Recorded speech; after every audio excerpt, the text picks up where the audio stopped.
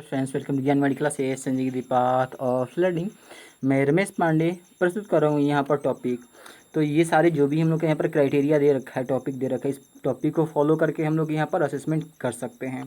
जैसे दे रखा है हम लोग का एबनॉर्मल ब्रीथ साउंड्स, यानी कौन से कंडीशन में कैसे हम लोग पहचानेंगे एबनॉर्मल ब्रीथ साउंड्स हैं। तो ये सारे क्राइटेरिया हम लोग को फॉलो किए जाते हैं। आगे की ओर फिर हम लोग बढ़ते हैं।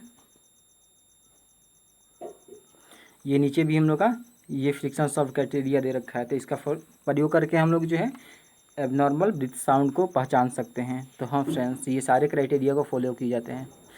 बाकी हम लोग अगले वीडियो अगले क्लास में देखते हैं। तब तक के लिए टेक केयर, बाय बाय।